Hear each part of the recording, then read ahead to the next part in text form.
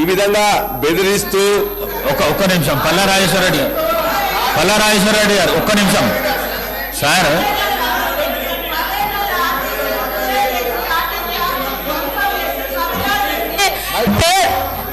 పదేళ్ల టీఆర్ఎస్ ప్రభుత్వంలో ఆర్టీసీ ఆస్తులను ధ్వంసం చేసి కుదేలు చేసి కబ్జా చేసి ఆర్టీసీ ఉద్యోగులు ఆత్మహత్య కారణమైన వీళ్ళు ఎవరు ఆర్టీసీ గురించి మాట్లాడుతున్నారు. అదే కాకుండా పేదవాళ్ళు ఎక్కేది ఆర్టీసీ బస్సులు. అలాంటి బస్సుల రేట్లు పెంచి ఇవాళ ఆడవాళ్ళు బస్సులలో వస్తే తట్టుకోలేకపోతున్నారు. నేను ఒకటే సూటి అడుగుతున్నా, ఆర్టీసీ ఫ్రీ బస్ పెట్టొద్దా? ఇవాళ మీరు వ్యవసాయం చేయనటువంటి బీడు భూములకు లక్షాధికారులకు కోట్లాది రూపాయలకు వ్యవసాయం పేరుతోటి రైతు బంధు కట్టబెడితే ఏ పేదోళ్ళైనా రోడ్ల మీదకి వచ్చి మీ ఇళ్ళ ముందర ధర్నా చేసిర్రా? ఈ రోజు ఆటోలను ముందు పెట్టి మీ అధికారం రావాలని ఎప్పుడు మీరు సెంటిమెంట్లను వాడుకొని ఒకరిని ముందు పెడతారు, ఆ తర్వాత మీరు వెనక నుంచి వస్తారు. ఇది మీ నైజం. గతంలో కూడా అగ్గిపుల్లలు దొరకక డ్రామాలు చేస్తే పాపం వేరే పిల్లలు ఆత్మహత్య చేసుకున్నారు.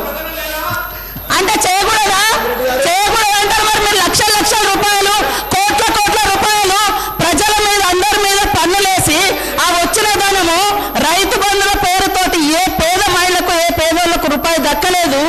కానీ మీరు మాత్రము లక్షలు ఎత్తుకున్నప్పుడు ఏ పేదోళ్ళైనా రోడ్ల మీదకి వచ్చి మాకెందుకు ఏమైనా అడిగించేటట్టుగా మేము రెచ్చగొట్టినామా? ఇవాళ అక్క చెల్లెళ్ళు అడుగుతున్నారు, నెలకు 5-6 వేలు మాకు మిగులుతున్నాయి ఆర్టీసీ బస్ తోటి. అంటే వీళ్ళు ఎందుకు తట్టుకోలేకపోతున్నారో నేను అడుగుతున్నా. మరి ఎక్కడ ఏం దొరకనట్టుగా ఏదో మాట్లాడుతున్నారు. మొత్తం మీరు అన్ని తీసేయండి. కాబట్టి ఆర్టీసీ బస్సులలో మహిళలు ప్రయాణం చేస్తే మీకేం ప్రాబ్లం అని చెప్పండి.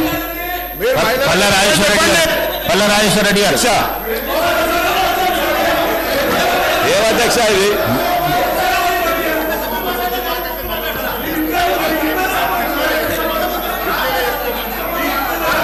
అధ్యక్ష, ఇప్పుడు ముఖ్యమంత్రి గారిని